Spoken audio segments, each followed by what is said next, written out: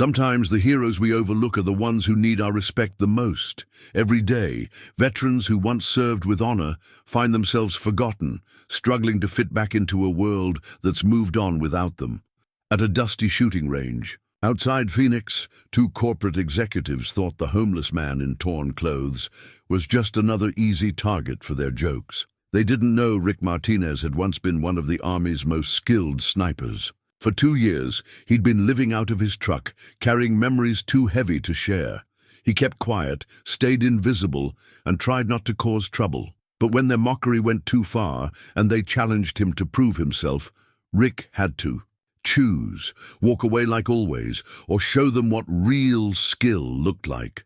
What happened next changed everything.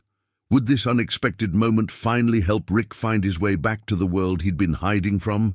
Before we jump back in, tell us where you're tuning in from.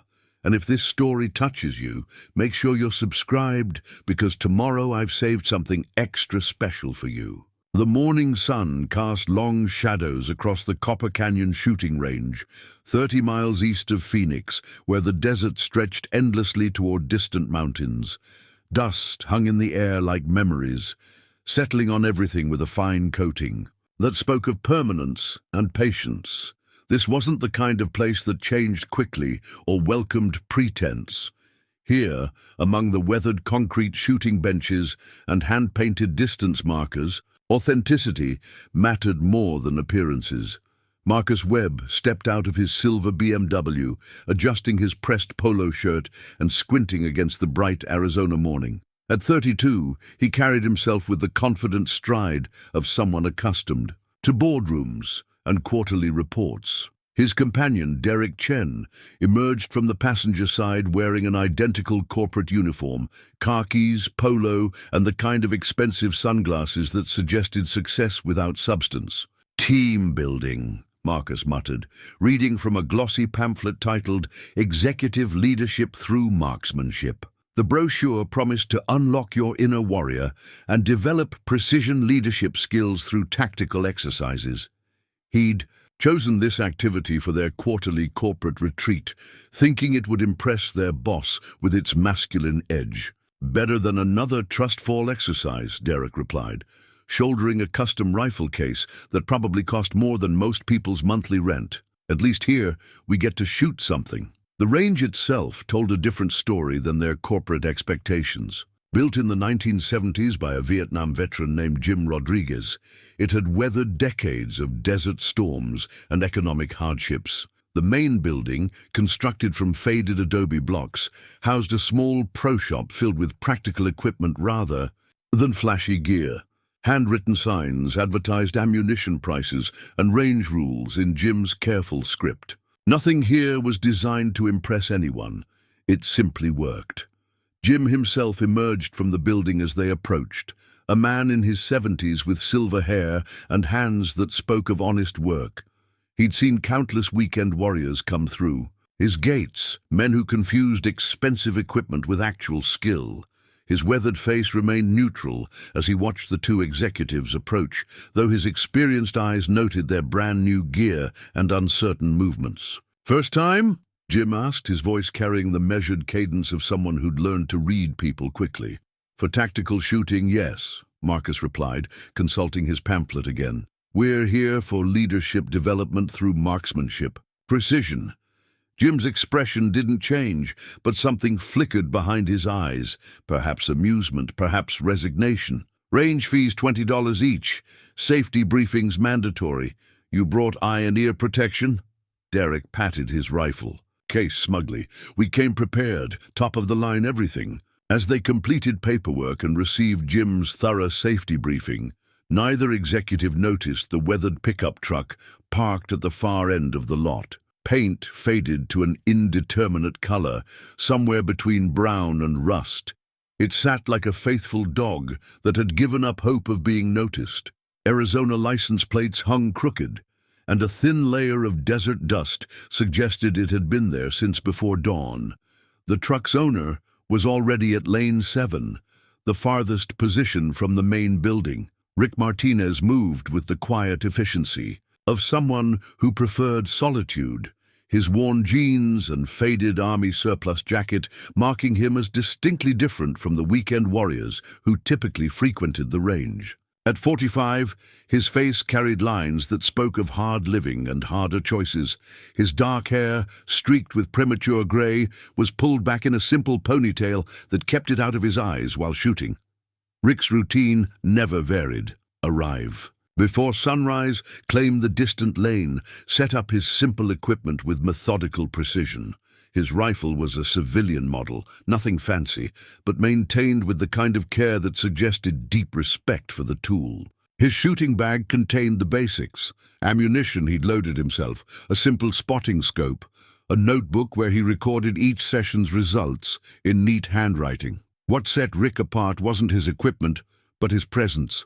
While other shooters chatted and joked, Rick maintained a focused silence that seemed to create a bubble of calm around his position. His shooting stance was textbook perfect, each movement deliberate and controlled. When he fired, the shots came in steady, measured intervals, not the rapid excitement of weekend enthusiasts, but the patient rhythm of someone for whom accuracy was a matter of life and death. Jim had noticed Rick's abilities long ago.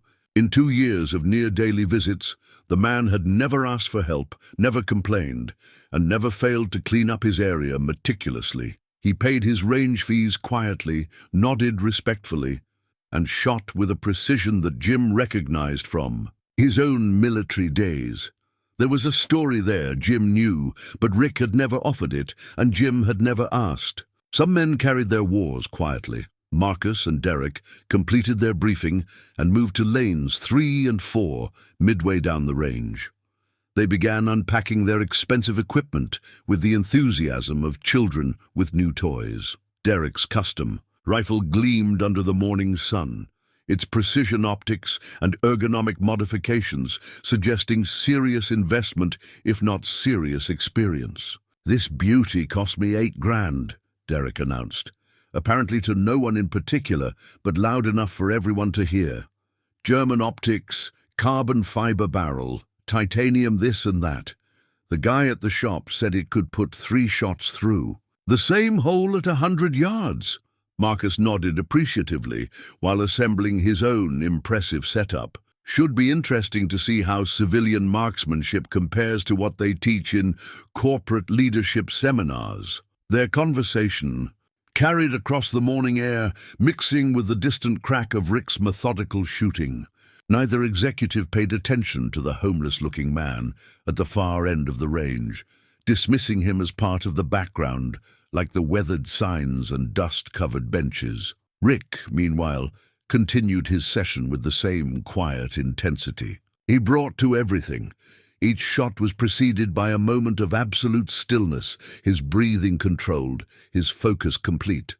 The targets downrange bore witness to his consistency, tight groups that spoke of muscle memory and countless hours of practice. Jim watched from the range office, his experienced eye noting the contrast between lanes. The executives were enthusiastic but unfocused, their expensive equipment unable to compensate for fundamental lack of technique. Rick, with his basic setup and worn gear, was creating patterns that would have impressed military instructors.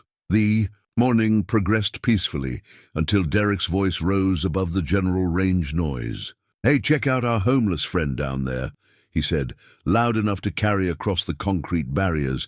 "Think he found that rifle in a dumpster?"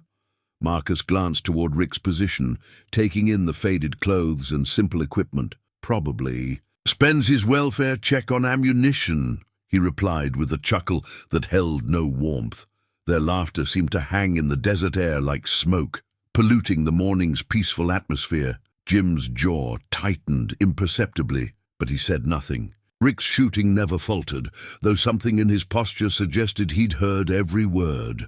The stage was set for something that none of them, not the corporate executives with their expensive toys, not the range owner with his protective instincts, and not the quiet man with his hidden expertise, could have anticipated. In this place, where authenticity mattered more than appearances, truth was about to surface in ways that would challenge everything they thought they knew about strength, skill, and the measure of a man's worth. The morning heat was beginning to build when Derek's voice cut through the range's peaceful atmosphere like a rusty blade. His initial comments about Rick had been casual cruelty, the kind of thoughtless mockery that privileged people often mistake for humor.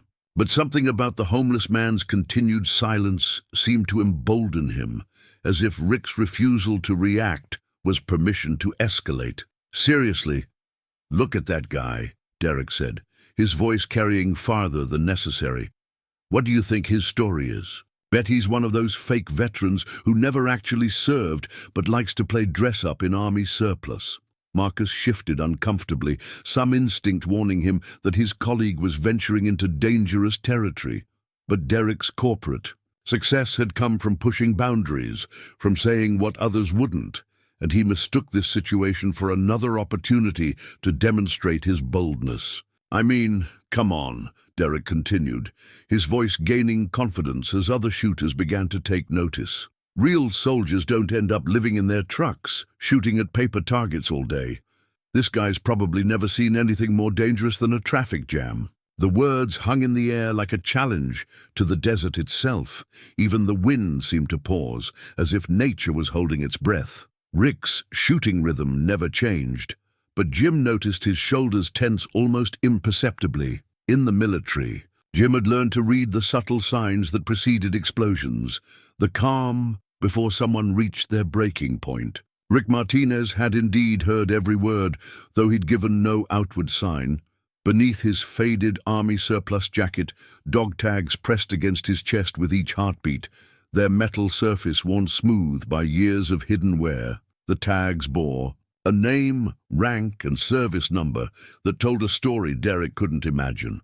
But Rick had buried that story so deep that most days he could almost forget it himself. For 2 years, he'd perfected the art of invisibility. After leaving the army with an honorable discharge and a Purple Heart he'd never shown anyone, Rick had drifted westward like a dust devil, seeking empty spaces where nobody asked questions. The shooting range had become his sanctuary, the one place where the steady rhythm of controlled breathing and precise shots could quiet the chaos in his mind. But Derek's words were different.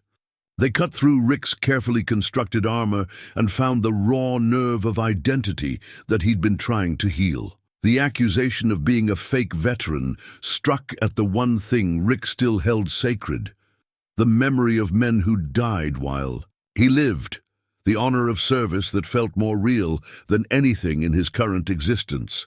Derek, oblivious to the storm he was brewing, decided to push further. "Hey, buddy," he called down the range, his voice now deliberately loud enough to ensure an audience. "What unit were you in? Or did you just buy that jacket at Goodwill?" The question landed like a physical blow. Rick's finger froze on the trigger, his entire body going rigid as memories he'd fought to suppress came flooding back. Afghanistan, the weight of a sniper rifle across rocky terrain, the radio call that his spotting position was being overrun. The choice between his own safety and staying to cover his unit's withdrawal. Jim recognized the signs immediately. The 1,000-yard stare, the sudden stillness that preceded either retreat or violence. In one fluid motion, he left the range office and began walking toward the lanes, his weathered hands already reaching for his radio in case he needed to clear the range quickly. "Derek," Marcus said quietly, some belated survival instinct finally kicking in. "Maybe we should focus on our own shooting." But Derek had found his audience and wasn't ready to surrender the stage. A small crowd of other shooters had noticed the commotion, and Derek felt the familiar rush of being the center of attention. "I'm just trying to be friendly," he announced to no one in particular. "Guy's been shooting down there all morning, not talking to anyone. Probably thinks he's some kind of military expert." The final words were Derek's fatal mistake. With the careless confidence of someone who'd never faced real consequences, he raised his voice one more time. "Tell you what, soldier boy, why don't you show us weekend warriors how it's done? Put your money where your mouth is, unless you're afraid your Walmart rifle can't compete with real equipment." The challenge hung in the desert air like the echo of a gunshot. Rick's hands stilled completely, his breathing becoming so controlled. It was barely visible. For a long moment, the range fell into the kind of silence that precedes thunderstorms, expectant, electric, dangerous. Jim had almost reached the shooting benches when Rick finally moved. With deliberate slowness, he set down his rifle and turned to face Derek for the first time. His dark eyes held depths that Derek couldn't fathom, not anger exactly, but something far more complex. Pain, perhaps, or the careful calculation of a man deciding whether to break a promise he'd made to himself. "You want a demonstration?" Rick's voice was quiet, controlled, carrying the kind of authority that made strong men step aside without understanding why. Each word was precisely chosen, economical, like ammunition too valuable to waste. Derek felt a flutter of uncertainty, but pushed it aside. He'd come too far to back down now, especially with an audience watching. "Absolutely. 100-yard targets, 5 shots each. Winner takes all. Unless you don't have the entry fee." Rick reached into his pocket and pulled out a crumpled $20 bill, probably his last, and held it up where everyone could see. "I don't need your money," he said quietly. "But if you want to learn something about real marksmanship, I'll teach you." The words carried a weight that made even Derek pause. There was no boasting in Rick's tone, no challenge or anger. Just the quiet confidence of someone stating a simple fact, like mentioning that water flows downhill or that the sun rises in the east. Jim arrived at the benches just as the crowd began to form. Range regulars who'd been shooting for years suddenly found reasons to pause their own sessions and watch. Word spread quickly through the small community. The quiet man from Lane 7 was finally going to show what he could do. "Range fees are current for both parties," Jim announced, though his voice carried a subtle warning. "Standard safety rules apply. No side betting, no harassment of other shooters." His eyes found Derek's and held them for a moment. "Winner gets bragging rights and nothing more." Rick nodded and began walking back to his lane, his movements carrying the same deliberate calm that marked everything he did. But something had changed in his posture. Some internal switch had been flipped. The invisible man was allowing himself to become visible, and Jim wasn't certain that Derek Chen had any idea what that truly meant. As Rick began preparing his simple rifle for the contest that would change everything, the dog tags beneath his shirt caught the morning light for just a moment. On them, barely visible beneath years of wear, were the words that Derek would soon learn by heart. Staff Sergeant Richard Martinez, United States Army, Afghanistan Campaign Medal, Bronze Star, Purple Heart. The homeless man at Lane 7 wasn't homeless by accident, and he definitely wasn't fake. He was about to remind everyone present that sometimes the most dangerous opponents are the ones who've already lost everything and have nothing left to prove, except their honor. The contest rules crystallized quickly under Jim's authoritative guidance. 5 shots each at 100-yard targets, scored by total points with the standard 10-ring system. Derek would shoot first as the challenger, followed by Rick. The growing crowd of spectators positioned themselves safely behind the firing line, their usual conversations replaced by the electric anticipation that surrounds any genuine test of skill. Derek Chen approached his shooting bench with the swagger of a man accustomed to winning through superior resources. His custom rifle represented everything he believed about success, that the right equipment, properly funded, could overcome any challenge. The weapon was a masterpiece of modern engineering, its German optics and precision machined components, gleaming under the Arizona sun like jewelry designed for destruction. $8,000 of German engineering, Derek announced to the assembled crowd, running his hands along the rifle's carbon fiber stock with the reverence of a man displaying his most prized possession. Titanium bolt, match-grade barrel, optics that can resolve individual bullet holes at 500 yards. The manufacturer guarantees sub-minute of angle accuracy. Marcus watched his colleague with growing unease. Derek's need to justify the expense of his equipment seemed desperate, as if he was trying to convince himself as much as the audience. The other shooters listened with polite attention, but their eyes kept drifting toward Rick, who was methodically preparing his simple setup with the kind of quiet efficiency that spoke louder than any sales pitch. "The key to precision shooting," Derek continued, settling behind his rifle like a lecturer addressing students, "is eliminating variables. High-end equipment removes the guesswork. When you can trust your tools completely, success becomes a matter of basic technique." He adjusted his position several times, consulting the rifle's manual and checking various settings with the nervous energy of someone who'd read extensively about shooting but had limited practical experience. His breathing was slightly elevated, and his movements carried the subtle tremor of performance anxiety disguised as excitement. The first shot cracked across the range with authority, echoing off distant hills like thunder, announcing a storm. Derek's expensive rifle performed exactly as advertised, sending its precision-crafted bullet downrange with mathematical accuracy. Through his spotting scope, Jim could see the result clearly. A respectable 8-ring hit, slightly left of center but well within the scoring area. "Good start," Derek announced, his confidence returning as he worked the bolt with practiced motions learned from weekend shooting courses. "Just getting my feel for the conditions." The second shot followed quickly, Derek's rhythm accelerating. With his growing comfort, another 8-ring hit, this one closer to center mass. The crowd murmured appreciatively. These were solid scores by any reasonable standard, the kind of accuracy that most recreational shooters would celebrate. Derek's third shot found the 9-ring, eliciting a small cheer from Marcus and polite applause from the assembled spectators. "There we go," Derek said, his voice carrying the satisfaction of a man whose expensive investment was paying dividends. "Just needed to settle in." The fourth shot matched the third, another 9-ring hit that demonstrated the consistent accuracy his German optics and precision engineering promised. Derek was shooting well by any objective measure, his expensive equipment performing exactly as advertised.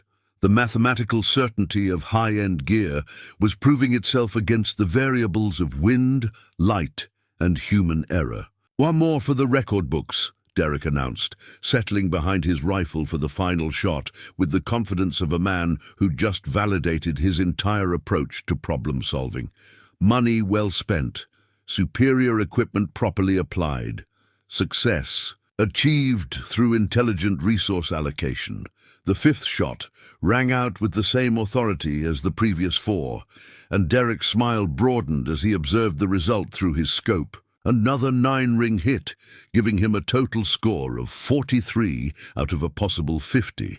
A genuinely impressive performance that would stand as the winning score in most recreational competitions. 43 points, Jim announced neutrally, though his experienced eye had noted subtle flaws in Derek's technique that expensive equipment couldn't quite overcome. Solid shooting. Derek stood and stepped back from his bench with the satisfied air of a man who'd just proven his point.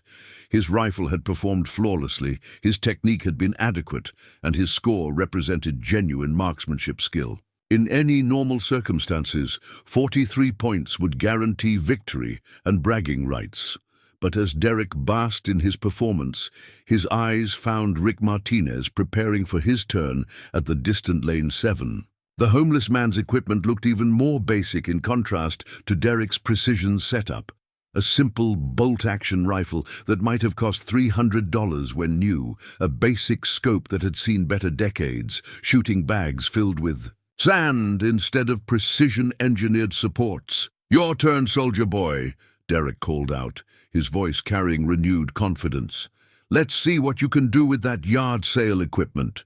Rick didn't respond to the taunt. Instead, he settled behind, his rifle with the kind of stillness that made the morning itself seem restless by comparison. His positioning was subtly different from Derek's, lower, more integrated with the earth, as if he was becoming part of the landscape rather than simply occupying it. The crowd sensed the shift immediately. Derek's performance had been impressive, But Rick's presence behind his rifle carried a quality that defied easy description. There was no nervous energy, no checking of equipment, no consultation of manuals or adjustment of settings. Just absolute stillness, absolute focus, and the kind of patience that spoke of situations where second chances didn't exist. Jim raised his binoculars and focused on the 100-yard target, knowing that whatever happened next would either validate Derek's confidence in superior equipment or demonstrate that some advantages couldn't be purchased at any price. The desert held its breath, waiting to see which philosophy would prove correct when theory met reality on the unforgiving ground of actual performance. Rick's first shot arrived without fanfare or announcement, the crack of his rifle cutting through the morning air with a different quality than Derek's expensive weapon. Where Derek's shots had announced themselves with authority, Rick's seemed to whisper their intentions, efficient and economical, like everything else about the man who fired them. Jim's binoculars found the target immediately, and what he saw made him lower them slowly, checking his vision before raising them again. The bullet hole sat precisely in the center of the 10-ring, as if placed there by careful hand rather than fired from 100 yards away. Perfect center, perfect score. 10, Jim announced, his voice carrying a note of professional respect that made the crowd lean forward with sudden attention. Derek's confident smile flickered for just a moment. A 10-ring hit was impressive, certainly, but also possible with any decent rifle and good technique. One shot proved nothing except that the homeless man might have some basic marksmanship skills despite his appearance. Rick worked his bolt with mechanical precision, ejecting the spent cartridge and chambering the next round without lifting his eye from the scope. His breathing remained controlled, his position unchanged, as if the first shot had been merely a formality requiring no celebration or acknowledgement. The second shot followed with the same whispered authority, arriving downrange. With mathematical precision, Jim's binoculars revealed another perfect center hit, the bullet hole so close to the first that they nearly touched. 2 10-ring scores, 2 perfect hits. 10, Jim announced again, though his voice now carried a different quality, the kind of professional recognition that one expert gives another when witnessing something exceptional. The crowd began to murmur among themselves. 2 perfect shots could still be luck, good equipment, or simply the kind of accuracy that any dedicated shooter might achieve on a good day. But there was something about Rick's technique that suggested this was far from his limit, that he was operating well within capabilities that ran much deeper than weekend marksmanship. Derek felt the first real flutter of concern. His expensive equipment and respectable technique had produced solid, consistent results, the kind of shooting that won competitions and impressed colleagues. But Rick's simple setup was producing results that Derek's German optics and precision engineering couldn't match, despite their superior specifications. "Beginner's luck," Derek muttered, though his voice lacked the confidence it had carried moments earlier. "Let's see if he can maintain consistency." Marcus said nothing, but his attention was completely focused on the drama unfolding at lane 7. Something about Rick's presence behind the rifle struck him as fundamentally different from Derek's performance. Where Derek had been managing his equipment, Rick seemed to be communing with his, the rifle becoming an extension of his will rather than a tool requiring conscious control. Rick's third shot maintained the same deadly rhythm, the bolt working smoothly as he prepared for the next engagement.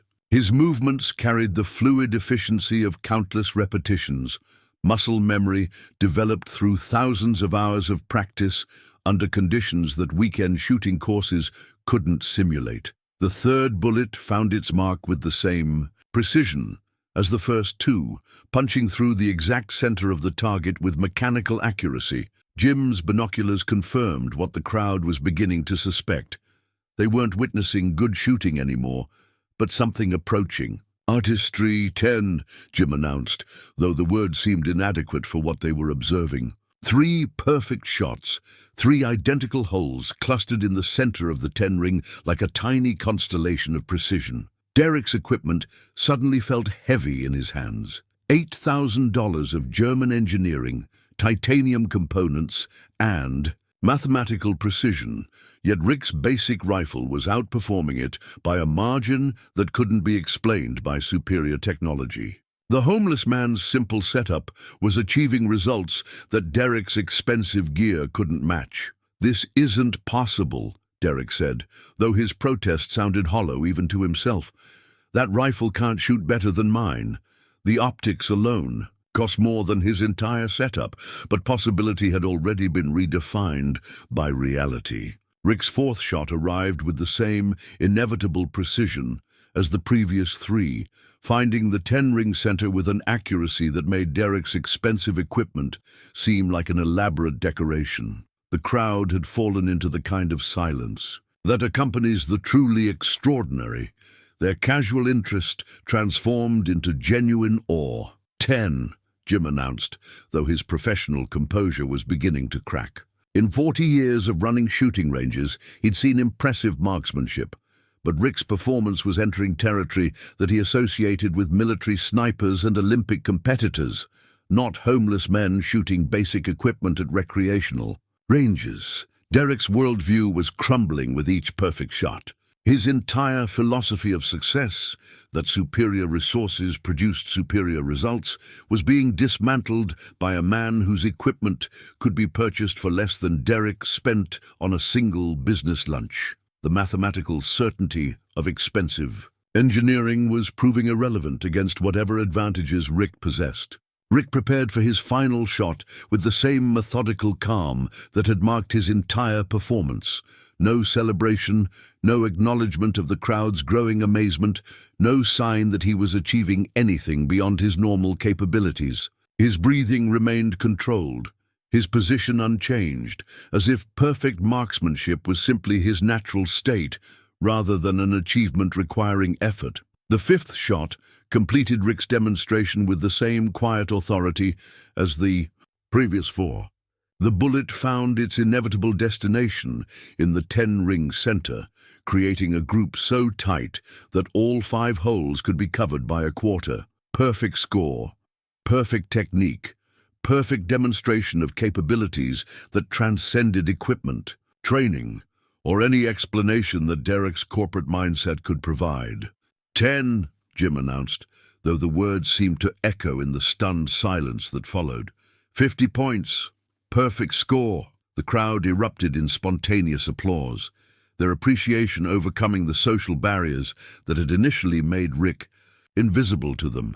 50 points represented perfection, mathematical, undeniable, absolute. Derek's respectable 43 suddenly seemed amateurish by comparison, his expensive equipment reduced to an elaborate excuse for inferior performance. Derek stood frozen behind his custom rifle, unable to process what he'd just witnessed. Everything he'd believed about success, about the relationship between resources and results, about his own superiority, had been challenged by 5 simple shots from a man he'd dismissed as worthless. Rick finally lifted his eye from the scope and looked directly at Derek for the 2nd time that morning. His expression held no triumph, no mockery, no satisfaction at having proven his point. Just the quiet dignity of a man who'd done what was necessary and was ready to return to his solitude. "Sometimes," Rick said quietly, his voice carrying clearly across the morning air, "the most expensive equipment can't buy what matters most." The crowd's applause faded into an awkward silence as the magnitude of what they'd witnessed began to settle. Derek Chen stood motionless behind his expensive rifle, his face cycling through expressions of disbelief, confusion, and something approaching fear. His entire identity had been built around the premise that superior resources produced superior results, and Rick's perfect performance had just demolished that foundation with 5 simple shots. Marcus found himself walking toward Rick's position, almost without conscious decision, drawn by a curiosity that overrode social conventions. Something about the homeless man's performance transcended mere marksmanship. There had been a quality to Rick's shooting that spoke of experience far beyond recreational target practice. "That was incredible," Marcus said, as he approached Lane 7, his voice carrying genuine respect rather than the condescending tone he'd used earlier. "I've never seen anything like that." Rick was already beginning to pack his equipment with the same methodical precision he brought to everything else. He acknowledged Marcus with a slight nod, but didn't stop his careful routine of cleaning and storing his rifle. Each movement was deliberate, respectful of the tool that had just served him so well. "Where did you learn to shoot like that?" Marcus continued, genuinely curious now rather than mockingly dismissive. The man before him was clearly much more than his appearance suggested, and Marcus felt the uncomfortable realization that his initial judgments had been completely wrong. Rick paused in his packing, considering the question with the same care. He applied to target selection. "Army," he said simply, the single word carrying weight that Marcus was only beginning to understand. Long time ago, Jim Rodriguez had been watching the exchange from a respectful distance, his experienced eye noting the shift in dynamics.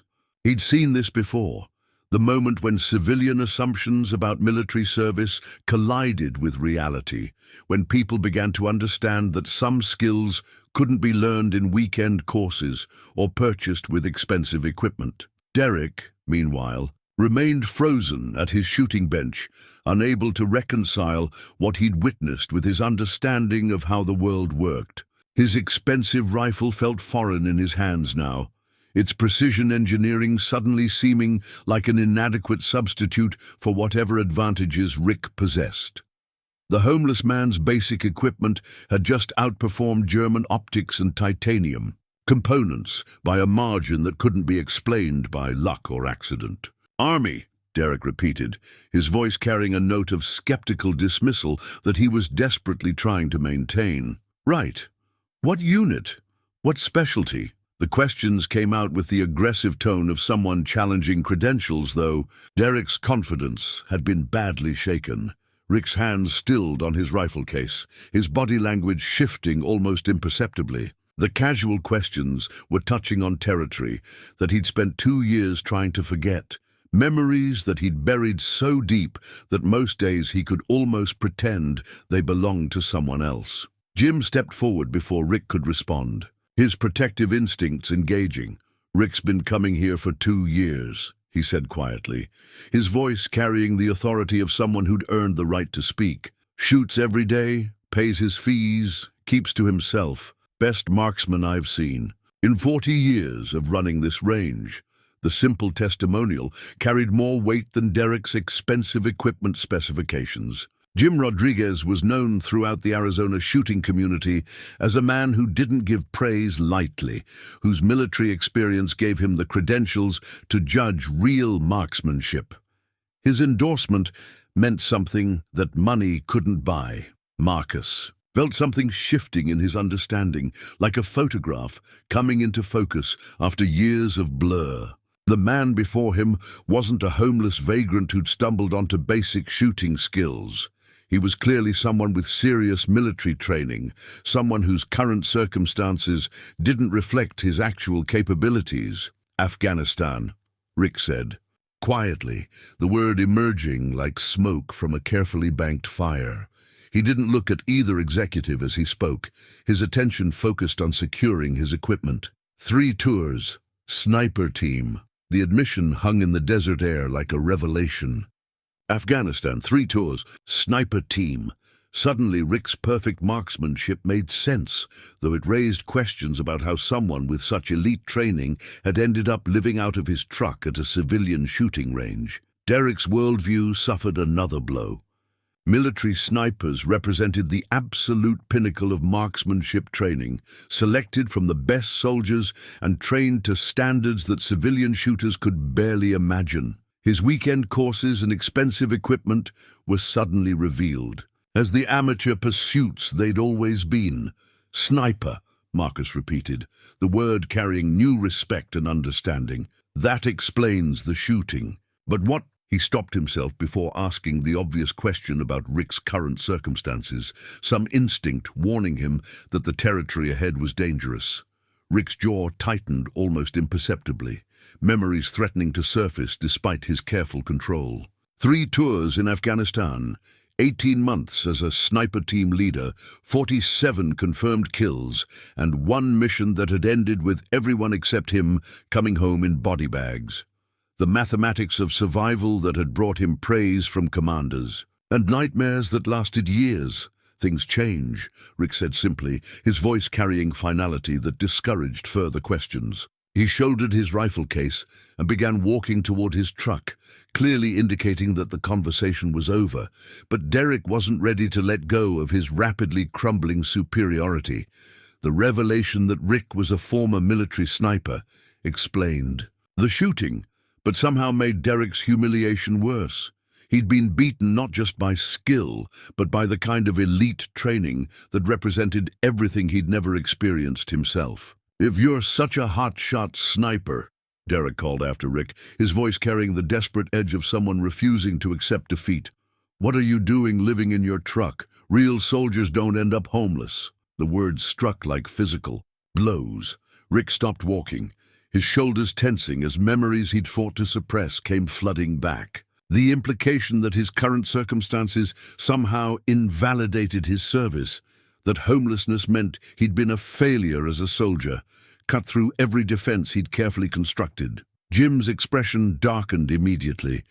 In his generation, military service carried respect that didn't depend on post-service success, and Derek's casual dismissal of Rick's sacrifice represented everything wrong with civilian attitudes toward veterans. Marcus felt his colleague's comment like a punch to his own conscience. Even with his limited understanding of military culture, he recognized that Derek had just crossed a line that shouldn't exist, attacking not just Rick's current situation, but the service that had clearly cost him more than any civilian could. "Understand?"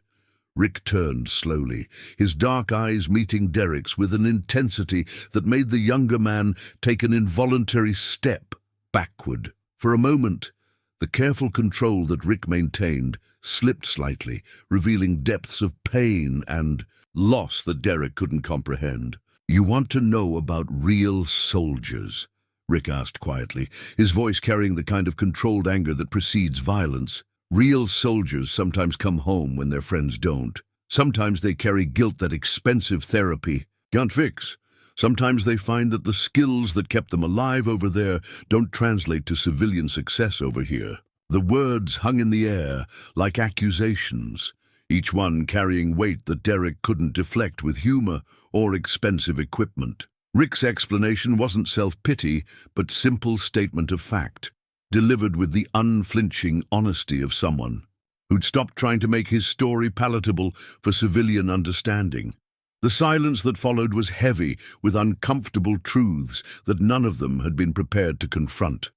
Marcus found himself grappling with the realization that his comfortable assumptions about success and failure were completely inadequate for understanding the man before him. Rick's homelessness wasn't a character flaw or personal failure, but the logical outcome of trauma that no corporate wellness program could address. Derek felt his worldview crumbling with each word. His entire identity was built around the premise that success was a matter of effort and smart choices, that failure represented personal inadequacy rather than circumstance. But Rick was describing a reality where heroic service could lead directly to civilian struggle, where the skills that made someone valuable in war became liabilities in peace. "I didn't know," Derek said finally, his voice stripped of its earlier bravado. I never thought about—" "Most people don't," Rick interrupted, his tone carrying weary patience rather than anger. "Why would you? Your experience doesn't include watching friends die or carrying guilt that therapy can't fix. You've never had to explain combat skills to HR departments or justify gaps in employment caused by PTSD. The simple recitation of challenges that Derek had never considered forced him to confront his own ignorance about veteran experiences. His casual mockery had targeted someone whose struggles were rooted in service and sacrifice rather than personal failure, whose current circumstances reflected societal inadequacies rather than individual weakness. Marcus stepped closer, his corporate instincts for problem-solving warring with growing recognition that Rick's situation wasn't something that could be fixed with quarterly initiatives or team-building exercises. "There has to be something that can help," he said, though his voice lacked conviction. "Support systems, programs, resources." Rick's bitter laugh held no humor, just recognition of well-meaning but inadequate civilian responses to veteran struggles. "You think I haven't tried? VA waiting lists, employment programs that want success stories, corporate diversity initiatives that get nervous when they meet veterans who actually saw combat?" The challenge in Rick's voice forced Marcus to confront the gap between good intentions and effective action. His world was full of programs and initiatives designed to help veterans, but Rick was describing a reality where those resources failed to address the actual challenges that combat veterans faced in their transition to civilian life. Jim Rodriguez had been listening with the protective instincts of someone who understood veteran struggles personally. The range owner had seen too many good soldiers destroyed by civilian ignorance and bureaucratic inadequacy. Too many heroes dismissed by people who couldn't comprehend the cost of their service. "Rick's earned the right to live however he chooses," Jim said firmly, his voice carrying the authority of shared military experience. "What he's done for this country gives him that much, regardless of what anyone thinks about his current circumstances." The simple declaration carried weight that Derek's expensive equipment and Marcus's corporate success couldn't match. Jim was speaking from understanding earned through his own military service, recognizing in Rick the particular combination of skill and damage that came from elite training applied under the worst possible conditions. The tension in the air was thick enough to cut as Rick's words settled over the small crowd.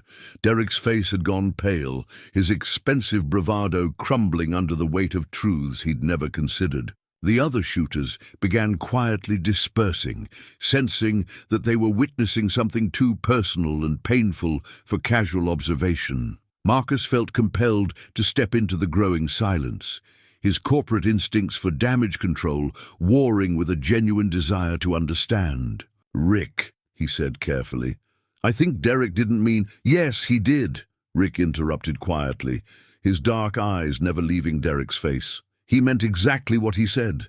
That failure in civilian life somehow erases military service. That homelessness is a character flaw rather than a circumstance." Derek opened his mouth to protest, but something in Rick's expression stopped him. This wasn't the broken homeless man he'd been mocking all morning. This was someone who'd seen and done things that Derek's worst nightmares couldn't approach. Someone whose current circumstances didn't diminish what he'd accomplished in service. To his country, Jim Rodriguez stepped closer, his protective instincts fully engaged. He'd seen too many good soldiers destroyed by civilian ignorance, too many veterans dismissed by people who'd never faced anything more dangerous than quarterly performance reviews. "Rick's earned the right to live however he chooses," Jim said, firmly. "What he's done for this country gives him that much." The words carried the authority of someone who understood sacrifice personally. Jim's own military service had been in Vietnam, a different war, but the same kind of experience that marked men permanently. He recognized in Rick the particular combination of skill and damage that came from elite military training, applied under the worst possible conditions. Rick began walking toward his truck again, but Marcus found himself following despite every social instinct telling him to let the situation diffuse. Something about Rick's story had hooked into his conscience, a growing realization that his entire understanding of success and failure might be fundamentally wrong. "Wait!" Marcus called, his voice carrying genuine urgency. "Please, I'd like to understand." Rick paused at his truck's tailgate, considering the request with the same careful deliberation he applied to everything else. Marcus wasn't Derek. There, was something in the younger man's tone that suggested genuine curiosity rather than cruel entertainment. "Understand what?" Rick asked, though his body language suggested he was still prepared to leave if the conversation took the wrong direction. Marcus struggled to articulate thoughts that were only just forming in his mind. How someone with your skills, your training, ends up. He gestured vaguely at the truck, the worn clothes, the obvious signs of economic hardship. "I mean, companies would pay serious money for someone with your background."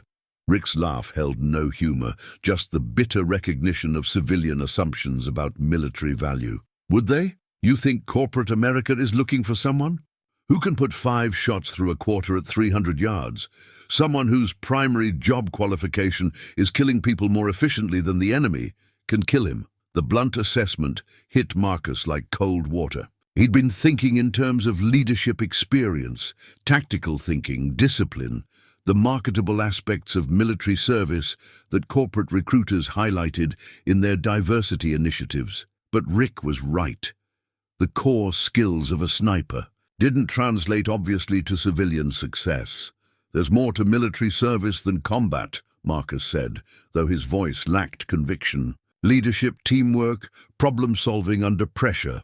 "Tell that to the HR departments," Rick interrupted, pulling a worn military jacket from his truck's cab. The garment was faded but clean, its patches and insignia telling a story that civilian eyes couldn't fully read.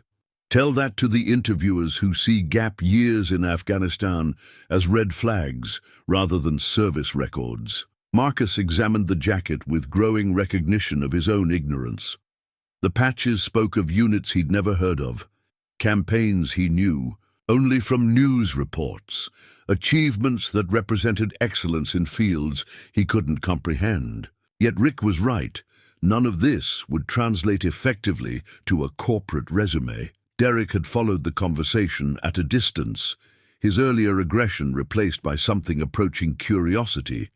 His worldview had been thoroughly shattered by Rick's demonstration, and now he was trying to rebuild some understanding of how the world actually worked, rather than how he'd assumed it should work. "What happened?" Derek asked quietly, his voice stripped of its earlier mockery.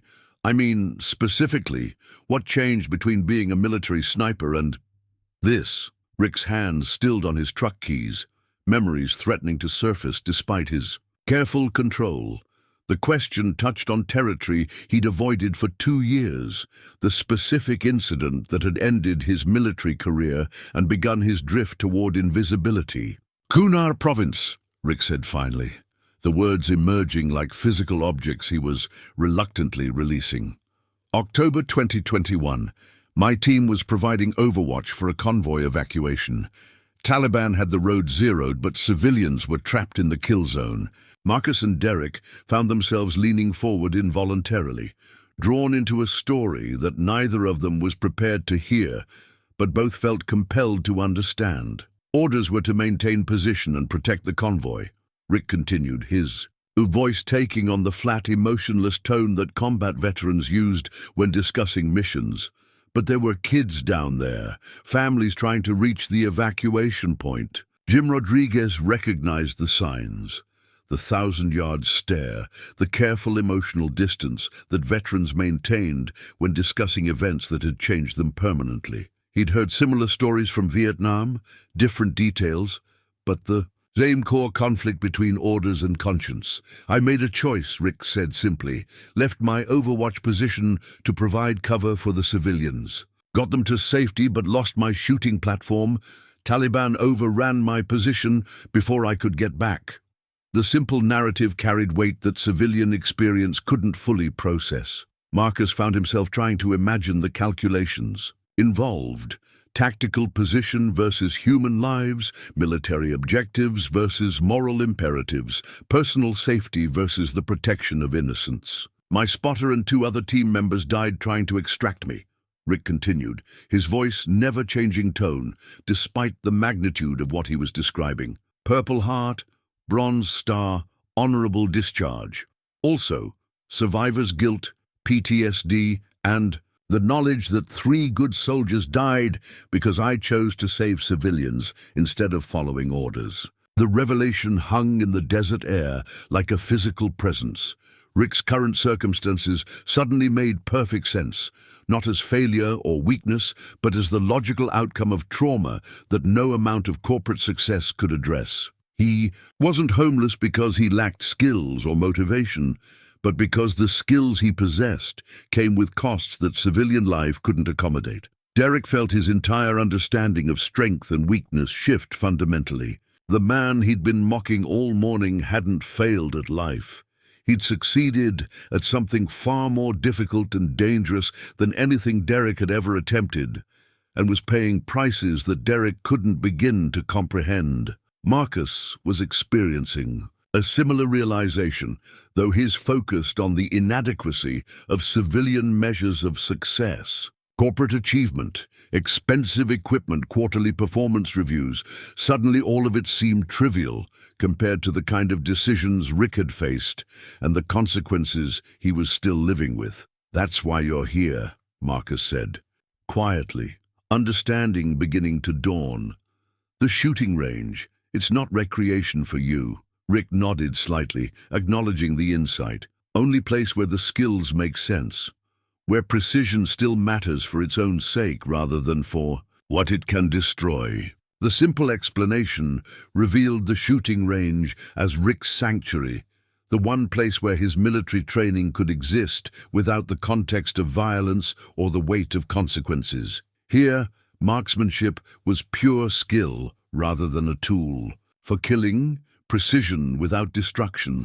The morning sun had climbed higher, casting shorter shadows across the range as the three men stood in uncomfortable contemplation of Rick's story. Marcus felt his understanding of heroism and sacrifice shifting fundamentally, while Derek struggled with the realization that his casual cruelty had targeted someone whose experiences dwarfed anything in Derek's comfortable existence. Rick began securing his equipment in the truck's toolbox, his movements indicating that he considered the conversation finished. The revelations about his military service had already exposed more vulnerability than he typically allowed, and his instinct was to retreat back into the protective anonymity he'd cultivated. But Marcus found himself unwilling to let the encounter end there. Something about Rick's story had triggered a recognition that went deeper than curiosity, a sense that he was in the presence of something authentic that his corporate world rarely provided. The contrast between Rick's genuine accomplishments and Derek's purchased advantages had illuminated truths that Marcus wasn't ready to walk away from. "Would you mind if I saw your truck?" Marcus asked suddenly, the request emerging from impulses he didn't fully understand. "I mean how someone lives on the road. I've never—" Rick paused, studying Marcus with the careful assessment he applied to potential threats. The request was unusual, but seemed to carry genuine interest rather than voyeuristic curiosity. After a moment's consideration, he gestured toward the truck's cab. "Not much to see," Rick said, though he opened the driver's door to reveal an interior that spoke of careful organization despite obvious limitations. The cab was clean and orderly, every available space utilized with military efficiency. A sleeping bag was folded precisely behind the seat, basic cooking equipment secured in a plastic crate, clothes stored in a duffel bag that had seen years of careful use. Marcus examined the setup with growing respect for the ingenuity required to maintain dignity under such circumstances. Everything had its place, nothing was wasted. And despite the obvious poverty, there was a sense of order and self-respect that challenged every stereotype about homelessness. Derek approached reluctantly, his earlier aggression replaced by uncomfortable curiosity. The truck's interior forced him to confront the reality of Rick's circumstances, rather than the abstract concept of homelessness he'd been mocking. This wasn't the chaos of mental illness or addiction that Derek had assumed. It was the careful adaptation of someone making the best of difficult circumstances. Rick opened the glove compartment to retrieve his registration, and several items tumbled out onto the seat. Among them was a small leather folder that fell open to reveal official military documents. discharge papers, commendation certificates, and photographs that told the story Derek and Marcus were only beginning to understand. Marcus picked up a formal military citation before Rick could stop him, his eyes scanning the official language that described actions far beyond civilian comprehension. Staff Sergeant Richard Martinez, for conspicuous gallantry and intrepidity in action against an armed enemy force, exposed himself to intense hostile fire while providing cover for civilian evacuation. Actions resulted in the preservation of 14 civilian lives, including 6 children. The formal citation continued with detailed descriptions of Rick's heroic actions, each line carrying weight that transformed the homeless man before them into someone whose service record read like something from a war movie. Bronze Star Medal with V device for valor, Purple Heart, Army Commendation Medal with oak leaf cluster, the accumulation of recognition that marked someone who'd served with exceptional distinction. Derek found himself staring at a photograph that had fallen from the folder. Rick in full military gear, younger and without the lines of pain that marked his current face, standing with 3 other soldiers in what was clearly a combat zone. The 4 men were grinning at the camera with the easy camaraderie of people who'd learned to find humor in desperate circumstances. "These are your team members?" Derek asked quietly, pointing to the other soldiers in the photograph. "The ones who were killed trying to extract me," Rick finished, his voice carrying the weight of survivor's guilt that no amount of official recognition could address. "Sergeant First Class Michael Torres, Specialist David Chen, Private First Class James Morrison, best soldiers I ever served with." The names hung in the air like a memorial, each one representing a life cut short because of Rick's decision to protect civilians.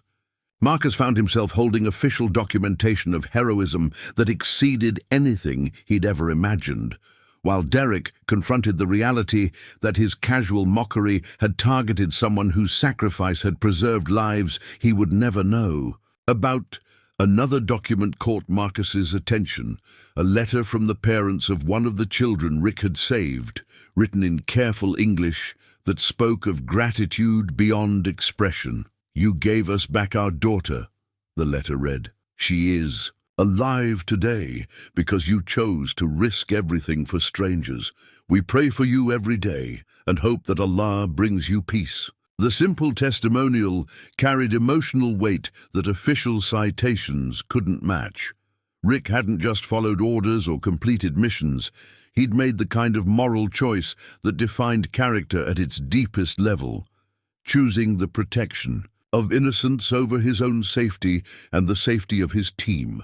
Derek's hands were shaking slightly as he examined a Purple Heart medal, its simple bronze surface representing wounds received in service of others. The man he'd been mocking all morning wasn't a failed veteran or a fake soldier. He was someone whose heroism had been officially recognized by the United States military and whose current circumstances represented the ongoing cost of that heroism. "Why didn't you tell us?" Marcus asked, though the question sounded inadequate even as he spoke it. "This changes everything." "This explains what?" Rick interrupted, beginning to gather his scattered documents with careful precision. "That I'm not the worthless homeless man you assumed? That military service somehow makes my current situation more palatable." The challenge in Rick's voice forced Marcus to confront his own assumptions. He'd been thinking in terms of credentials and qualifications, as if Rick's military record somehow made his homelessness more understandable or acceptable. But Rick was right. His worth as a human being shouldn't depend on his service record any more than it should depend on his current economic circumstances. Derek found himself holding the photograph of Rick's team, studying the faces of young men who died before reaching the age Derek was now. The casual arrogance that had marked his entire morning suddenly seemed not just inappropriate, but obscene. A privileged ignorance that had allowed him to mock someone whose experiences were beyond his comprehension.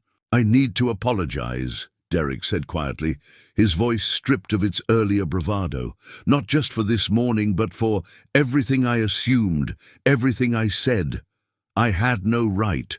Rick looked at Derek with the same careful assessment he'd applied earlier, but something in the younger man's tone suggested genuine recognition rather than superficial courtesy. The apology carried weight because it was specific. Derek wasn't just sorry for being caught mocking someone, but for the fundamental assumptions that had made the mockery possible. "Apology accepted," Rick said simply, though his tone suggested that forgiveness didn't erase the larger issues Derek's behavior had revealed. "But understand that I'm not special because I served. There are thousands of veterans dealing with similar struggles, and most of them don't have bronze stars to make their stories more compelling." The observation forced both executives to confront an uncomfortable truth. Their newfound respect for Rick was partly based on his exceptional military record, when it should have been based on his simple humanity. Rick's heroism made his story more dramatic, but it shouldn't have been necessary to earn basic dignity and respect. Marcus gathered the scattered documents carefully, treating them with the reverence they deserved while grappling with the magnitude of what he'd discovered. The man before him wasn't just a former soldier, but someone whose service record represented the absolute pinnacle of military heroism, whose current circumstances spoke to failures in the systems that were supposed to support veterans after their service ended. "What can we do?"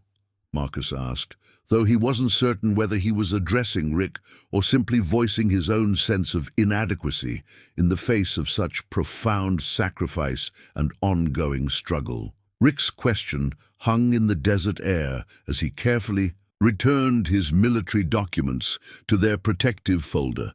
The morning's revelations had stripped away every assumption the three men had brought to their encounter, leaving them standing in the harsh Arizona sunlight with a clarity that was both uncomfortable and transformative. Marcus felt his corporate training struggling to process what he'd learned. His entire professional life was built around problem-solving, strategic thinking, and resource allocation. Surely there was some way to apply those skills to Rick's situation, but the man before him represented challenges that quarterly reports and leadership seminars had never prepared him to address. "There has to be something," Marcus said, his voice carrying the frustration of someone accustomed to finding solutions. "Employment opportunities, housing assistance, veteran services." Rick's expression carried the tired patience of someone who'd heard similar suggestions before. "I've tried most of it," he said quietly. "VA assistance has waiting lists measured in years. Veteran employment programs want success stories, not someone with PTSD and survivor's guilt. Corporate America talks about hiring veterans, but gets nervous when they meet ones who actually saw combat." Derek listened with growing discomfort as Rick's words challenged every assumption about how support systems worked. Derek's world was built on the premise that problems had solutions, that effort and resources could overcome any obstacle. But Rick was describing a reality where good intentions met bureaucratic limitations and social prejudices that no amount of individual effort could address. "What about family?" Derek asked, though he immediately regretted the question when he saw Rick's expression tighten.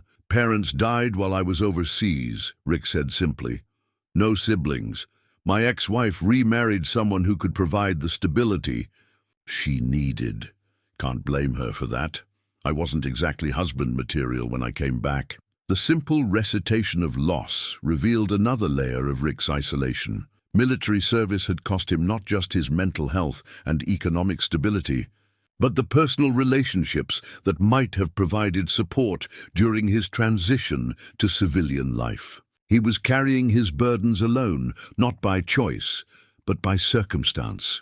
Jim Rodriguez had been listening from a respectful distance, his experienced eye noting the shift in dynamics between the three men. The range owner had seen similar conversations before, civilians discovering the reality of veteran experiences and struggling to reconcile their assumptions with harsh truths. Usually these encounters ended with uncomfortable politeness and mutual retreat, but something about this situation felt different.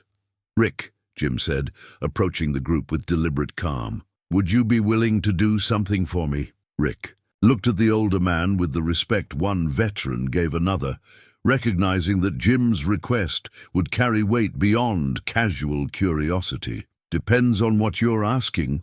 Jim gestured toward the far end of the range, where targets were set, at distances beyond the standard 100-yard line. "I've got some long-range targets set up for advanced shooters. 300 yards, 500 yards. Been wondering for 2 years what you could do with real distance." The request was simple, but carried implications that all three men understood. Rick's demonstration at 100 yards had been impressive, but military snipers were trained for engagements at distances that tested the absolute limits of human precision. Jim was offering Rick a chance to show his true capabilities, not as a contest or entertainment, but as a recognition of expertise that deserved proper demonstration. Rick considered the request with characteristic deliberation.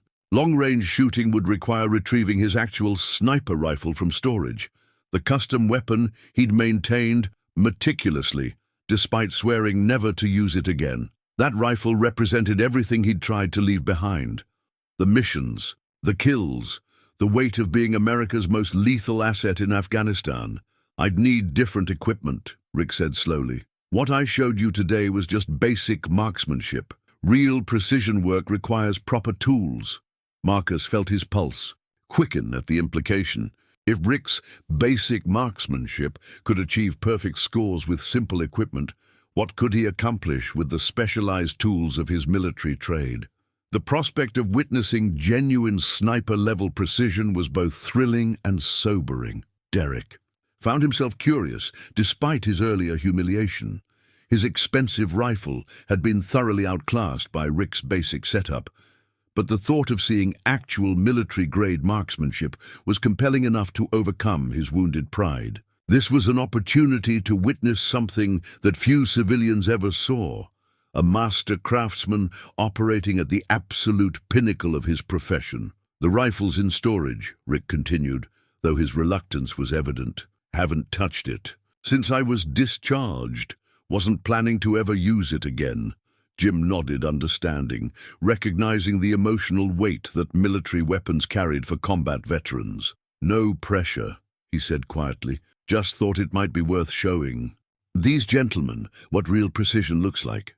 The suggestion carried subtle challenge, not to Rick's abilities, which were already proven, but to his willingness to embrace the skills that had once defined him. For 2 years, Rick had been hiding from his identity as one of America's elite snipers, using only basic equipment to maintain his marksmanship without confronting the memories attached to his military weapons. Marcus sensed the internal struggle playing out behind Rick's careful expression. Something about the morning's encounter had already forced Rick to reveal more of himself than he'd intended, and now Jim was asking him to go further, to demonstrate the full extent of capabilities he'd spent years trying to forget. "Would it help?" Marcus asked quietly, surprising himself with the question. "I mean, would it serve some purpose beyond just showing off?" Rick looked at Marcus with something approaching respect. The younger man was beginning to understand that this wasn't about entertainment or demonstration, but about identity and healing. Rick's sniper skills weren't party tricks, but core aspects of who he was, abilities that had once saved lives and could perhaps serve some positive purpose again. "Maybe," Rick admitted, though his voice carried uncertainty. "Been thinking lately that hiding from what I was might not be the same thing as healing from it." The admission revealed the psychological territory they were entering. Rick's current circumstances weren't just about economic hardship or social isolation. They were about a man trying to reconcile his past identity as an elite warrior with his present reality as a forgotten veteran. His sniper skills represented both his greatest achievements and his deepest traumas. Derek felt the weight of responsibility settling on his shoulders. His morning's mockery had inadvertently triggered something larger than he'd intended, forcing Rick to confront aspects of his identity that he'd been avoiding. The least Derek could do was witness whatever Rick chose to reveal, to bear respectful testimony to capabilities that deserved recognition. "Storage units about 10 miles from here," Rick said finally, his decision apparently made. "Be back in an hour if you want to wait." Marcus and Derek exchanged glances, both recognizing that they were being offered something extraordinary, the chance to witness a master craftsman demonstrating skills at the absolute pinnacle of human capability. But more than that, they were being trusted with something precious and painful, a veteran's decision to stop hiding from the abilities that had once defined his worth. "We'll wait," Marcus said simply, speaking for both executives, "however long it takes." Rick nodded and climbed into his truck, the engine turning over with the reliable reluctance of a vehicle that had seen better decades but was maintained with loving care. As he drove away toward whatever memories waited in storage, Marcus and Derek were left to contemplate what they'd set in motion and whether they were prepared for whatever Rick would choose to show them when he returned. Rick returned exactly 1 hour later, his truck moving with the same deliberate care that marked everything he did. But something had changed during his absence. There was a different quality to his presence, a sense of purpose that hadn't been there before. He parked in the same spot and sat for a long moment behind the wheel, as if gathering himself for something that required more courage than facing enemy fire. Marcus and Derek had spent the hour in uncomfortable conversation with Jim, learning more about veteran struggles and their own ignorance than they'd bargained for. The range owner had shared stories of other former soldiers who'd found their way to his facility, men and women seeking places where their military skills could exist without the context of violence or the weight of civilian expectations. When Rick finally emerged from his truck, he was carrying a case that immediately commanded attention. Unlike his simple civilian rifle case, this was clearly military equipment. Black polymer construction with custom foam inserts, built to protect. Precision instruments under the harshest possible conditions. The case alone spoke of capabilities that transcended recreational shooting. "This is different," Rick said quietly as he approached the group, his voice carrying the weight of decision. "What I'm about to show you isn't sport shooting or competition. Marksmanship. This is the real thing. What I used to do when lives depended on absolute precision." Jim nodded understanding, recognizing the significance of what Rick was revealing. Military sniper rifles weren't toys or hobbies, but instruments of war. Tools designed for purposes that civilian minds struggled to fully comprehend. Rick was about to demonstrate skills that existed at the intersection of art and lethality. Marcus felt his pulse quicken as Rick opened the case to reveal a weapon that looked like it belonged in a museum or movie rather than a civilian shooting range.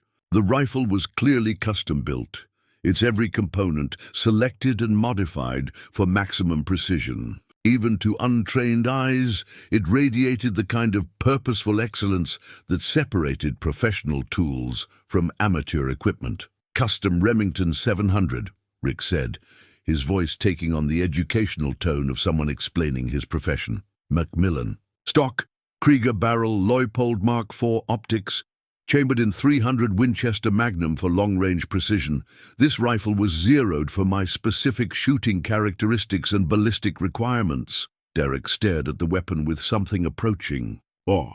His expensive civilian rifle suddenly seemed like a child's toy compared to the instrument before him.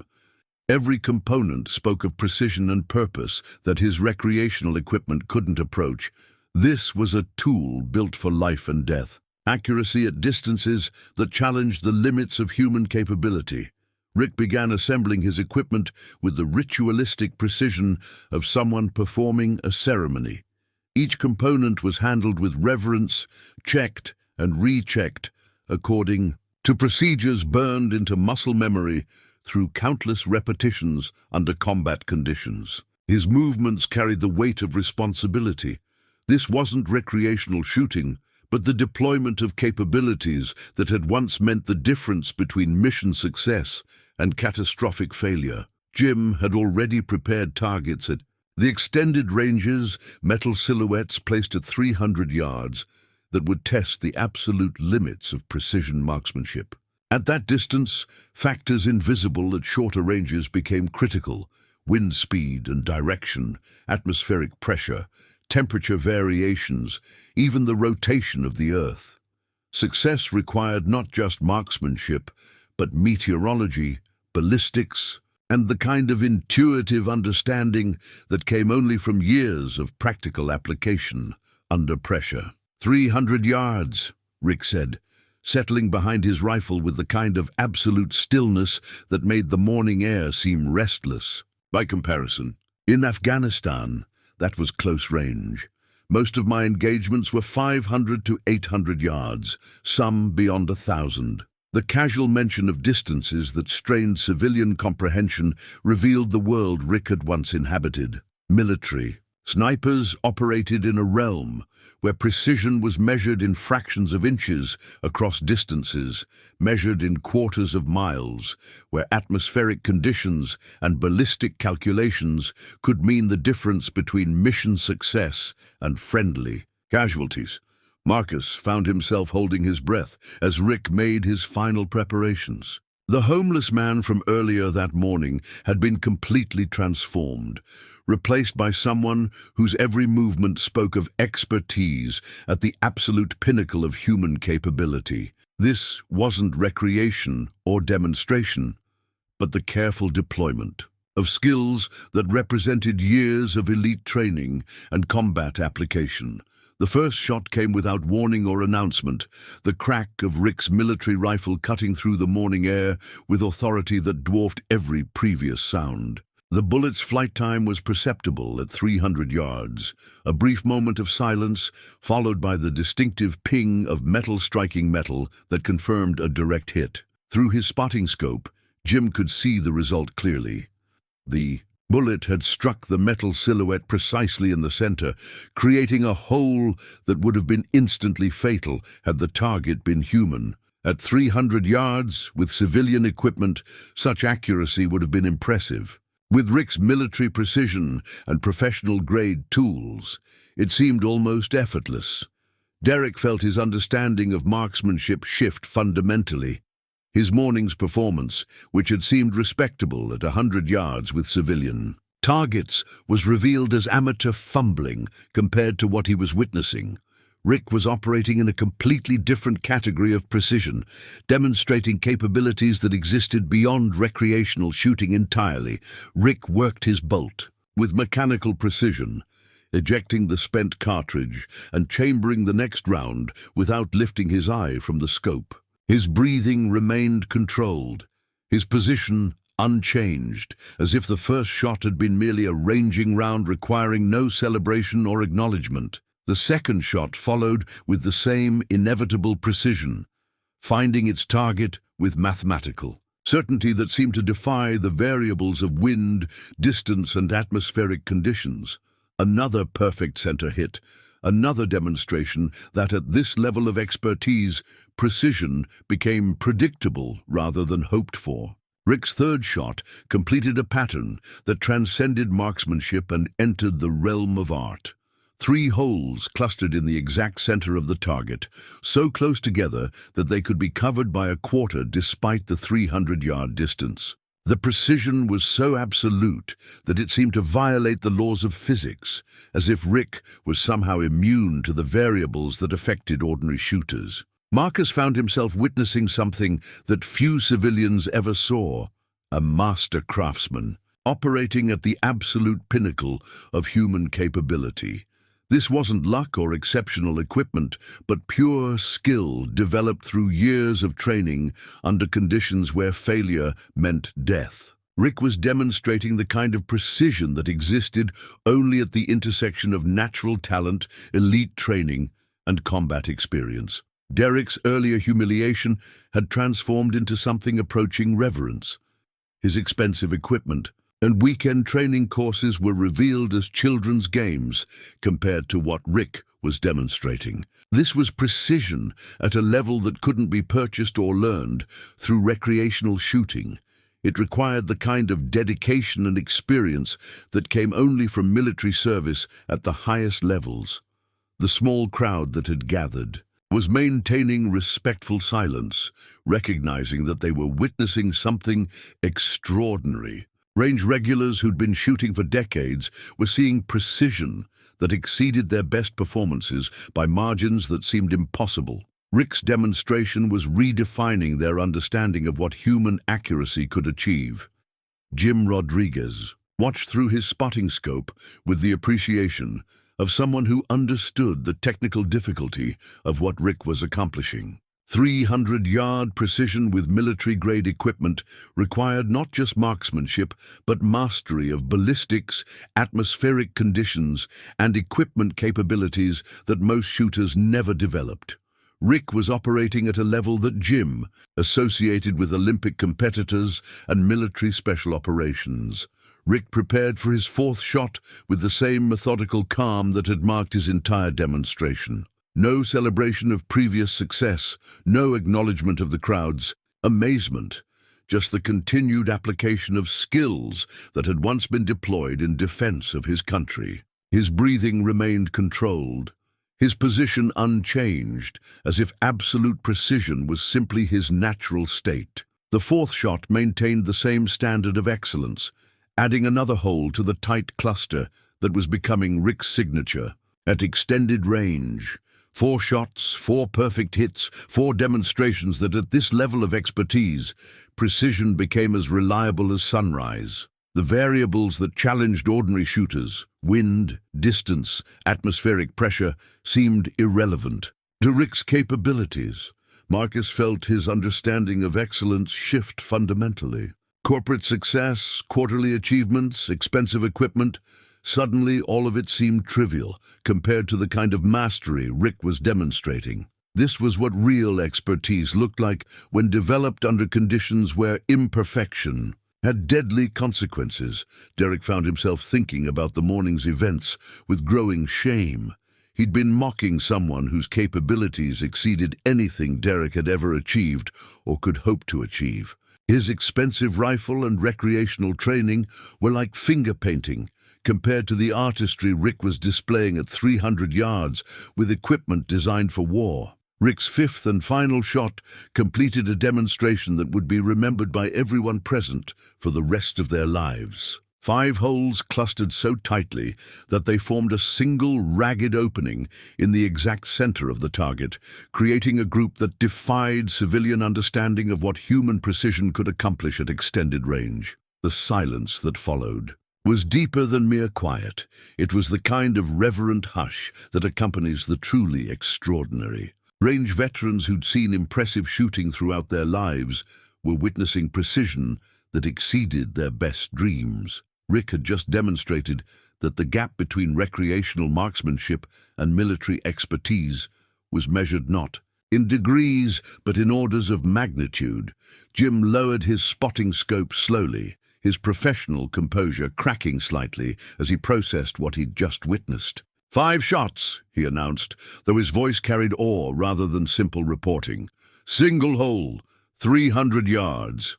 The crowd erupted in spontaneous applause that started quietly and built to a standing ovation. Shooters who'd been strangers to Rick all morning were applauding not just his marksmanship, but their recognition of excellence that transcended their usual experience. This wasn't entertainment, but witness to mastery that demanded respect. Rick lifted his eye from the scope and looked directly at Derek for the 3rd time that morning. But now, his expression held no anger or challenge, just the quiet dignity of someone who demonstrated his worth beyond any possibility of doubt.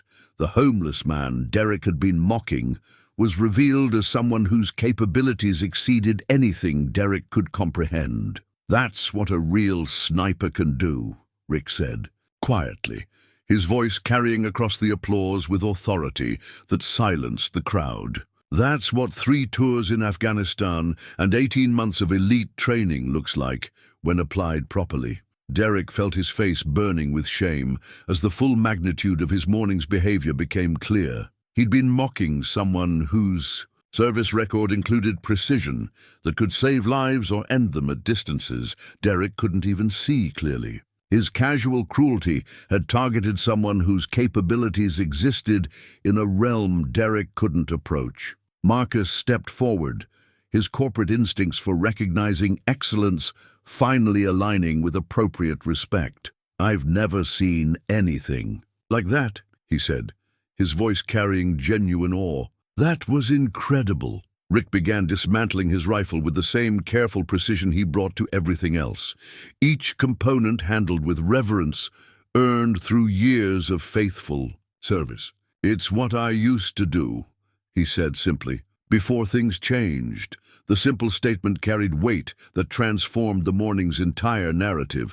Rick wasn't a failed veteran or a homeless man who happened to shoot well. He was an elite warrior whose current circumstances didn't diminish his achievements or capabilities. His demonstration had revealed not just marksmanship, but character that had been tested under the worst possible conditions and proven worthy of respect. Derek approached slowly, his expensive rifle hanging forgotten in his hands as he struggled to find words adequate for what he'd witnessed.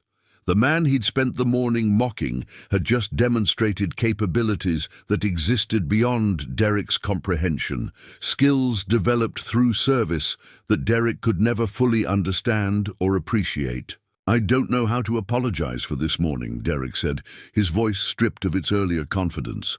"Everything I said, everything I assumed, I was completely wrong about everything." Rick looked at Derek with the measured assessment he applied to all threats, but something in the younger man's tone suggested genuine recognition rather than superficial courtesy. The apology carried weight because it acknowledged not just inappropriate behavior, but fundamental misunderstanding about what strength and worth actually meant. "Apology accepted," Rick said simply, though his tone suggested that forgiveness was just the beginning of understanding. "But remember that thousands of veterans deal with similar struggles without bronze stars to make their stories compelling. Respect shouldn't require extraordinary service records." The observation hit Derek like a physical blow, forcing him to confront the uncomfortable truth that his newfound respect was partly based on Rick's exceptional achievements rather than his basic humanity. Rick's heroism made his story more dramatic, but it shouldn't have been necessary to earn fundamental dignity and consideration. Marcus felt the weight of witnessing something that would change his understanding of strength, skill, and human worth permanently.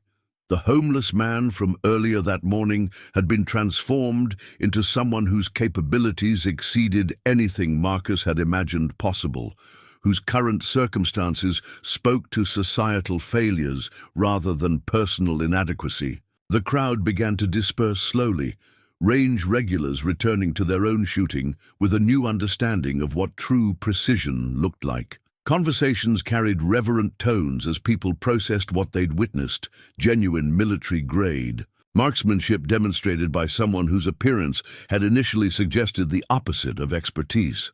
Jim Rodriguez approached as Rick finished securing his equipment, the range owner's expression carrying the respect one professional gave another when witnessing mastery of their shared craft. "Been running this range for 40 years, Jim said quietly. "Never seen anything like that. Not even close." Rick nodded.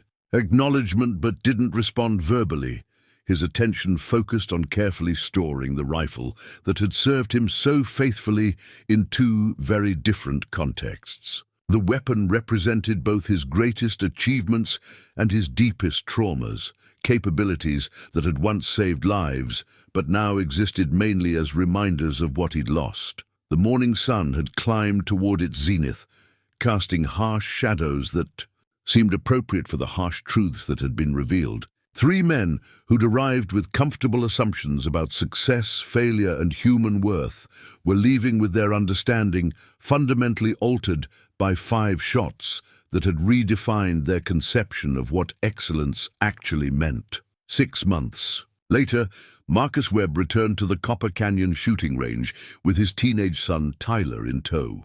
The boy had been skeptical about spending his Saturday morning at what he'd assumed would be a boring adult activity, but Marcus insisted this was important. something his son needed to see and understand. The range looked exactly the same. Weathered. Adobe buildings and hand-painted signs, unchanged by the passage of time. But everything felt different to Marcus, who now understood the stories that these walls contained and the kinds of people who found sanctuary in the methodical precision of marksmanship. "Why are we here again?" Tyler asked, shouldering the basic rifle case that Marcus had purchased for him. At 16, Tyler inhabited the confident world of someone who'd never faced real hardship or questioned his assumptions about how life worked. "Because there's someone I want you to meet," Marcus replied, though he wasn't certain Rick would even be here. The last 6 months had brought changes that none of them could have predicted that morning when Derek's arrogance had triggered revelations that transformed everyone involved. Jim Rodriguez emerged from the range office with his usual measured greeting, his weathered face breaking into a genuine smile when he recognized Marcus. "Back for more lessons in humility?" he asked, though his tone carried warmth that hadn't been there during that first uncomfortable morning. "Something like that," Marcus replied. "Is Rick?" "Lane 7, Jim said simply. "Same as always, though things are different now." Marcus paid the range fees and led Tyler toward the distant lane where Rick Martinez had once shot in solitude. Invisible to everyone except the range owner, who'd recognized his worth from the beginning. But as they approached, Marcus could see that Rick was no longer alone. 3 other men were clustered around Lane 7, their attention focused on Rick's patient instruction as he worked with each of them on fundamental shooting techniques. Their clothing and demeanor marked them as veterans, and their reverent attention to Rick's guidance spoke of men who recognized expertise when they encountered it.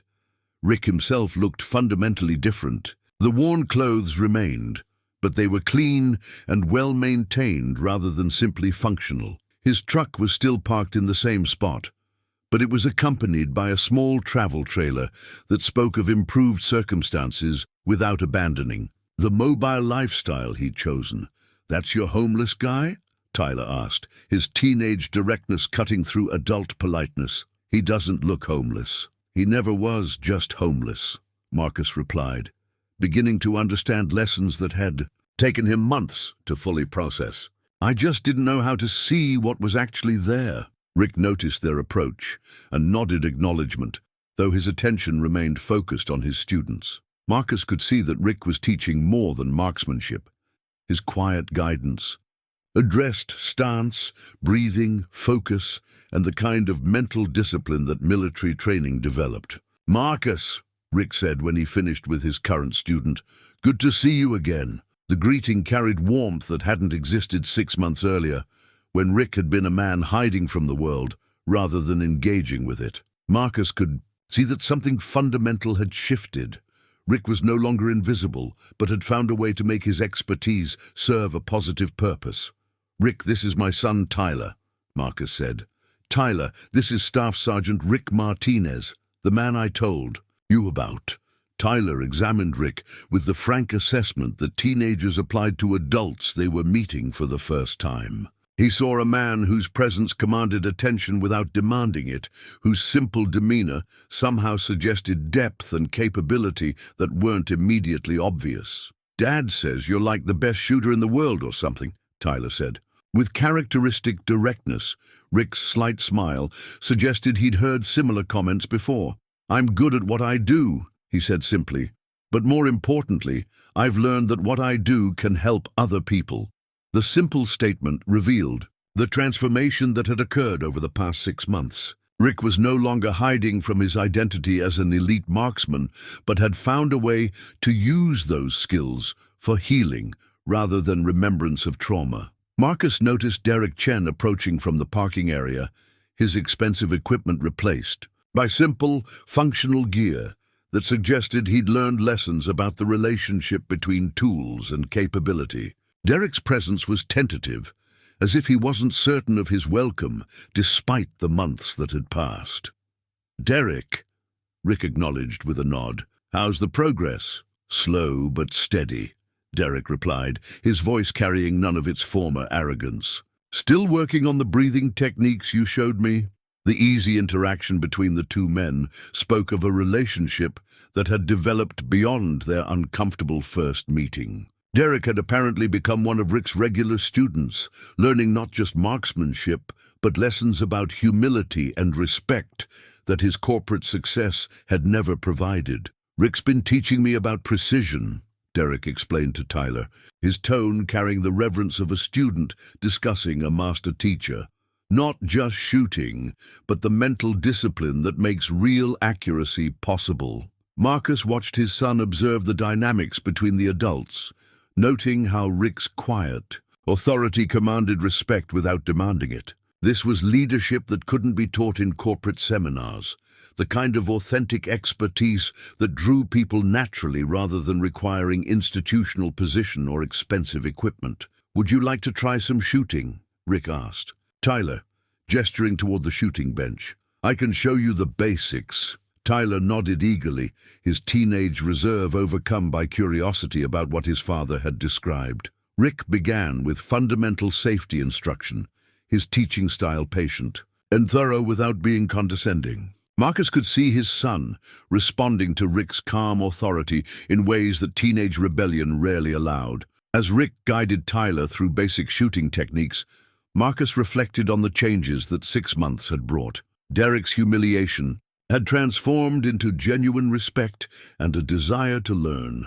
Rick's isolation had evolved into purposeful engagement with people who could benefit from his expertise. And Marcus himself had discovered that real strength often came in forms that corporate culture couldn't recognize or reward. "He's good at this," Tyler observed, after Rick had corrected his stance and breathing.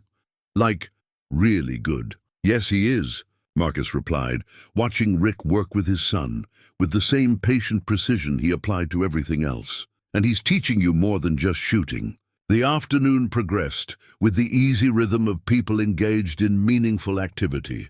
Rick worked with each student individually, his instruction covering technique, safety, and the mental discipline that separated precision from simple accuracy. His approach emphasized respect for the weapon, consideration for others, and the kind of focused attention that served as meditation as much as skill development. As the session wound down, Marcus pulled Rick aside for a private conversation. "I wanted to thank you," he said quietly, "for everything you've taught me about real strength and worth." Rick's response carried the same quiet dignity that had marked their first encounter. "You didn't need me to teach you anything," he said. "You just needed permission to see what was already there." The simple observation captured something profound about human nature and the assumptions that prevented people from recognizing worth in unexpected places.